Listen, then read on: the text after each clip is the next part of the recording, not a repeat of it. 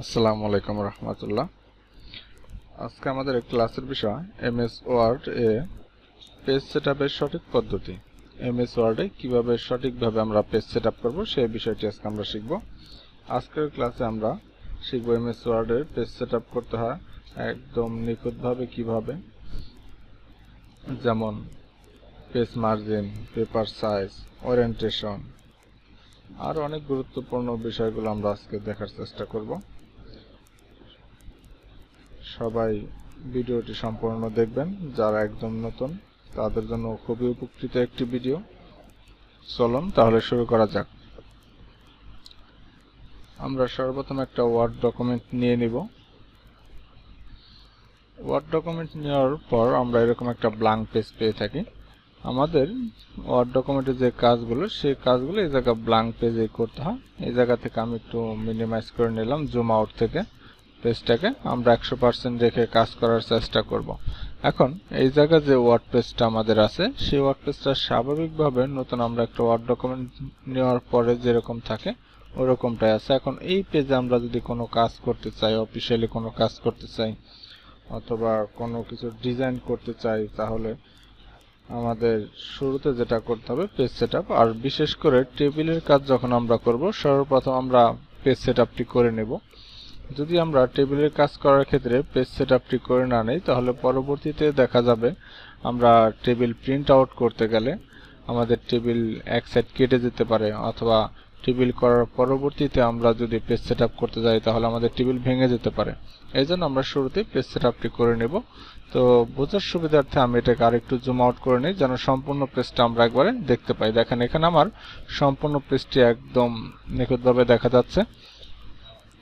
যদি ক্লাসের কোনো কথা বা কোনো টপিক যদি না বুঝে থাকেন তাহলে অবশ্যই আমাকে জানাবেন, আমি সেটি পুনরায় আবার দেখানোর চেষ্টা করব। তো পেজ সেটআপের জন্য সর্বপ্রথম আমরা চলে যাব পেজ লেআউটে। পেজ লেআউটে আসার পরবর্তীতে এখানে বেশ কিছু প্রোগ্রাম আছে। এই জায়গায় লেখা আছে পেজ সেটআপ। পেজ সেটআপের জন্য মূলত এই প্রোগ্রামগুলো ব্যবহার করা হয়, বিশেষ করে এই তিনটা প্রোগ্রাম একটু বেশি ব্যবহার হয়। তো পেজ সেটআপের ক্ষেত্রে সর্বপ্রথম যেটা লাগবে সেটা হলো পেজ সাইজ। আমি কি পেজ সাইজে আমি কাজটি করতে চাই। অনেকে কাজের উপরে ভিত্তি করে বিভিন্ন ধরনের পেজের প্রয়োজন পড়ে।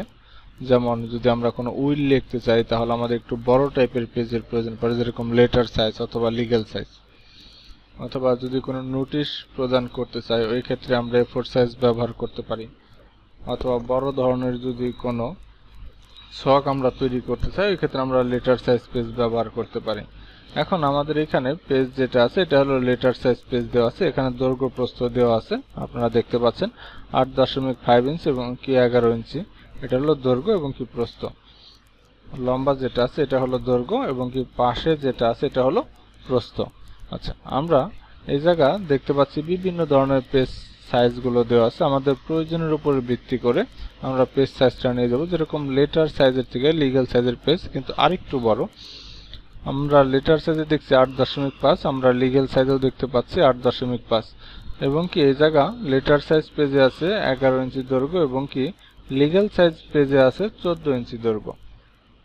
আমরা যদি লিগ্যাল সাইজ পেপারটি নেই তাহলে আমার পেজটা আরেকটু বড় হয়ে যাবে। দেখেন পেজটা আরো বড় হয়ে গেছে। আমি যেটাকে আরেকটু জুম আউট করি তাহলে দেখেন পেজটা অনেক লম্বাটে হয়ে গেছে। তো আমি আজকে A4 সাইজ পেপারটি নিতে চাচ্ছি, যেহেতু আমি একটা অফিসিয়াল কাজের জন্য ব্যবহার করব, একটা নোটিশের জন্য, ওই ক্ষেত্রে আমি A4 সাইজ পেপারটি ব্যবহার করব।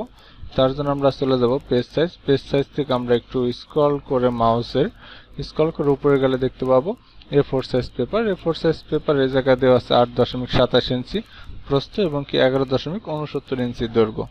আমরা এখানে ক্লিক করে দেখেন পেজটা কিন্তু অনেকটা ছোট হয়ে গেছে, আমরা দেখতে পাচ্ছি। এটা হলো আমার একটা A4 সাইজ পেপার।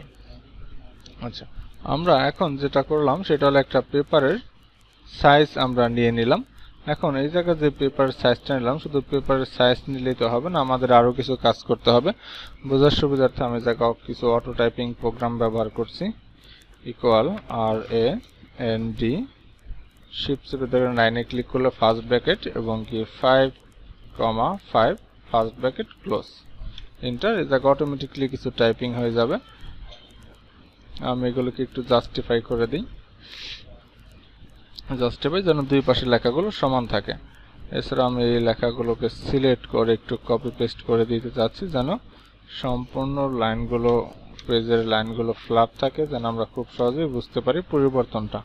আচ্ছা, এখন দেখেন এই জায়গা আমার যে পেপারের লেখাগুলো আছে এই লেখাগুলো স্বাভাবিকভাবে সব দিকে লাইন সমান এবং কি সব দিকে একটা মার্জিন আছে, প্রত্যেকটা দিকে 1 ইঞ্চি একটা মার্জিন আছে। এই জায়গাতে 1 ইঞ্চি মার্জিন আছে সেটা আমরা কিভাবে বুঝবো? আমাদের পেজের উপরে একটা রুলার আছে, এই জায়গা থেকে এই জায়গা পর্যন্ত যে রুলারটা আছে রুলারের দুই পাশে 1/2 ইঞ্চি 1/2 ইঞ্চি 1 ইঞ্চি করে একটা গ্যাপ আছে। আমরা কিন্তু এই গ্যাপের ভিতরে কোনো কিছু লিখতে পারিনি এবং কি ভিতরে যে সাদা অংশটুকু আছে এইটুকুর ভিতরে আমরা লিখতে পারছি। তার মানে বাম পাশে আমাদের 1 ইঞ্চি জায়গা ফাঁকা আছে এবং কি ডান পাশে আমাদের 1 ইঞ্চি জায়গা ফাঁকা আছে এবং কি উপরেও সেম ভাবে 1 ইঞ্চি জায়গা ফাঁকা আছে। আমাদের বাম পাশেও একটা রুলার রাখা আছে আমরা দেখতে পাচ্ছি এবং কি নিচেও সেম ভাবে 1 ইঞ্চি জায়গা ফাঁকা আছে। এখন আমি চাইলে এটাকে এইভাবে রেখে কাজ করতে পারি, অথবা আমি চাইলে এই যে চারপাশের মার্জিনটা আছে আমি চারপাশের মার্জিন আরো কমাই দিতে পারি। মার্জিনটা মূলত দুই ভাবে কমানো যায়, একটা প্রোগ্রামের মাধ্যমে একটা ম্যানুয়ালি। আমরা দুইটা মাধ্যমে আজকে একটু কমানোর বিষয়টা দেখব। যদি সর্বপ্রথম আসি আমরা প্রোগ্রামের মাধ্যমে এটা কিভাবে কমাবো। প্রোগ্রামের মাধ্যমে কমানোর জন্য যেটা করব আমরা পেজ লেআউটে চলে যাব। পেজ লেআউটে আসার পরে এই জায়গায় দেখেন মার্জিন লেখা আছে, মার্জিন একটা ক্লিক করে এটা নরমাল দেওয়া আছে, টপ 1 ইঞ্চি, লেফট 1 ইঞ্চি, বটম রাইট সব দিকে 1 ইঞ্চি করে দেওয়া আছে। যদি আমি এটাকে ন্যারো করে দেই, একটু খেয়াল করেন আমার পেজটা কিন্তু পুরোটাই লাইনগুলো লেখা আছে। যদি এখন আমি এটাকে ন্যারো করে দিই তাহলে দেখেন আমার পেজটা কিন্তু নিচে অনেকটা অংশ ফাঁকা হয়ে গেছে। কেন ফাঁকা হয়ে গেল? কারণ চারপাশে আমার লেখার পরিমাণ এখন বৃদ্ধি পেয়েছে, চারপাশে এখন 1/2 ইঞ্চি করে জায়গা ফাঁকা আছে আমার, যার কারণে নিচের আমি লেখার জন্য আরো বেশি জায়গা পেয়ে গেছি। এখন আমি নিচে আরো চাইলে আরো বেশি কিছু লিখতে পারবো। ওকে, এখন আসি যদি আমরা ম্যানুয়ালি এটাকে কমানো বাড়ানো করতে চাই, যেরকম উপরে যতটুকু জায়গা আছে আমি আরেকটু বেশি জায়গা রাখতে চাই, উপরে দুই পাশে কম আছে ঠিক আছে সমস্যা নেই, কিন্তু উপরে আমার আরেকটু বেশি জায়গা প্রয়োজন। ওই ক্ষেত্রে আমরা বাম পাশের যে রোলারটা আছে রোলার আমরা মাউস পয়েন্ট নিয়ে আসবো, দেখেন একটা অ্যারো আসছে টপ মার্জিন, আমরা লেফট বাটনের চেপে ধরে মাউসের লেফট বাটনের চেপে ধরে যদি আমি এটাকে নিচের দিকে নামিয়ে দিই তাহলে দেখেন উপরের অংশটা কিন্তু বেশি পরিমাণ ফাঁকা রয়ে গেছে। আমরা চাইলে প্রত্যেকটা সাইডে এইরকম কাজগুলো করতে পারবো। আমরা চাইলে ম্যানুয়ালি এটা কমাতে বাড়াতে পারবো। আমি যখন ডান পাশে আরেকটু বেশি ফাঁকা রাখতে চাই তাহলে আমি টপে চলে যাব, এই কালো অংশে আমি যখন মাউস নিয়ে আসবো দেখেন আমার একটা অ্যারো চিহ্ন চলে আসবে, আমি লেফট বাটন চেপে ধরে যদি আমি বাম দিকে চাপাই দিই তাহলে কিন্তু আমার ডান পাশেও এটা মার্জিনের পরিমাণ বেশি থাকবে। ওকে, এখন আসি ওরিয়েন্টেশনের ব্যবহার। ওরিয়েন্টেশনটা আসলে কখন ব্যবহার করা হয়? যদি কখনো আমাদের পেজকে পাতালো করার প্রয়োজন পড়ে। এখন এই জায়গায় যে পেজটা দেখা যাচ্ছে সেটা কিন্তু একটা লম্বা আকৃতিতে আছে, একটা পেজটা লম্বা আকৃতিতে রয়ে গেছে। এই পেজটাকে যদি আমি পাতালো করতে চাই ওই ক্ষেত্রে আমরা ওরিয়েন্টেশন ব্যবহার করব। ওরিয়েন্টেশন মাত্র দুইটা প্রোগ্রাম রাখা আছে। এক, আমরা যদি ওরিয়েন্টেশনে ক্লিক করি এই জায়গায় দেখেন আসছে প্রোটেক্ট এবং কি ল্যান্ডস্কেপ। প্রোটেক্টে যদি আমরা ক্লিক করি তাহলে এটা লম্বা আকৃতিতে থাকবে এবং কি ল্যান্ডস্কেপে ক্লিক করলে এটা পাতালো আকৃতিতে হবে। অনেক সময় দেখা যায় আমাদের টেবিল করতে গেলে কলামের পরিমাণ অনেক বেশি হয়, ওই ক্ষেত্রে আমরা ল্যান্ডস্কেপ করে কাজ করতে পারবো। কারণ আমরা জানি কলাম একাধিক পেজে নেওয়া যায় না, কিন্তু রো একাধিক পেজে নেওয়া যায়। ওই ক্ষেত্রে আমরা ল্যান্ডস্কেপ করে কাজ করতে পারবো।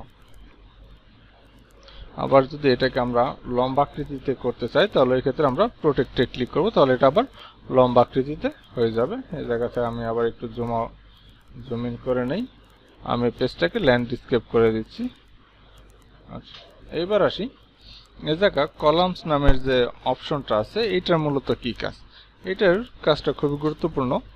অনেক সময় এই প্রোগ্রামটা ব্যবহার করা হয়, আমরা একটা পেজকে কয়েকটা পেজে ভাগ করে রাখি, অনেক সময় আলাদা আলাদা সাইডে কাজ করি, অথবা দেখা যায় কিছু প্রশ্ন আছে বাম পাশেও লেখা থাকে এবং কি ডান পাশেও লেখা থাকে। লম্বাতে থাকে পেপারটা, তবুও বাম পাশেও লেখা থাকে ডান পাশেও লেখা থাকে। বিশেষ করে নৈবিত্তিকের ক্ষেত্রে আমরা এই বিষয়গুলো দেখি।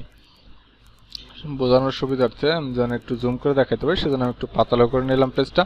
এখন কলামস আসার পরে জায়গা 1 দেওয়া আছে, তার মানে সম্পূর্ণটা মিলে আমার একটা পেজ। যদি আমরা 2 তে ক্লিক করি তাহলে দেখেন পেজটা কিন্তু সুন্দরভাবে দুইটা ভাগ হয়ে গেছে। এই পাশে একটা অংশ, এইটুকু একটা অংশ এবং কি এইটুকু একটা অংশ। যখনই আমার বাম পাশের অংশের কাজ সম্পূর্ণ হবে তখন আমি ডান পাশে গিয়ে কাজ করতে পারবো, অথবা আমি স্পেস দিয়ে ডান পাশে গিয়ে কাজ করতে পারবো। এছাড়াও যদি আমি 3 তে ক্লিক করি তাহলে একটা পেজ 3টা ভাগে ভাগ হয়ে যাবে। একটা পেজকে আমরা 3 ভাগে ভাগ করতে পারবো। অনেক সময় আমরা দেখি বিভিন্ন প্রতিষ্ঠানের হ্যান্ডবিল লিফলেট গুলো দেয়, এরকম 3টা ভাঁজ থাকে একটা পেজে। এই প্রোগ্রামগুলোর মাধ্যমে ব্যবহার করা হয়। অথবা আমরা চাইলে লেফট ব্যবহার করতে পারি। লেফট ব্যবহার করলে বাম পাশের অংশটুকু কম এবং কি ডান পাশের অংশটুকু বেশি থাকবে। এই প্রোগ্রামটা বিশেষ করে দেখা যায় সিভি তৈরির ক্ষেত্রে, কিছু অ্যাডভান্স সিভি আছে সেগুলোর ক্ষেত্রে এই প্রোগ্রামটা একটু ব্যবহার বেশি হয়, যে বাম পাশে কিছু টপিক লেখা থাকে এবং কি ডান পাশেও কিছু বিস্তারিত টপিকগুলো লেখা থাকে। এছাড়াও এই জায়গায় আবার রাইট অপশন দেওয়া আছে, আমরা চাইলে বাম পাশে বেশি এবং কি ডান পাশে কম অংশটি রাখতে পারি। আমরা বাম পাশে বেশি রাখবো এবং কি ডান পাশে যদি কম রাখতে চাই ওই ক্ষেত্রে আমরা রাইট ব্যবহার করব। এই পেজটাকে যদি আমরা আবার স্বাভাবিক রূপে ব্যবহার করতে চাই ওই ক্ষেত্রে আমরা 1 ক্লিক করব। 1 ক্লিক করলে আমাদের পেজটা স্বাভাবিক হয়ে যাবে।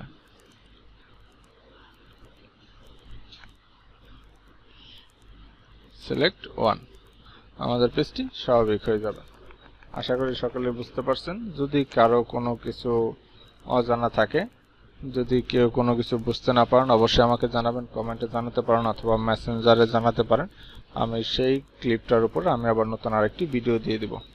ইনশাআল্লাহ ভালো থাকবেন, আবার দেখাবে পরবর্তী কোনো একটা ভিডিওতে। খোদা হাফেজ।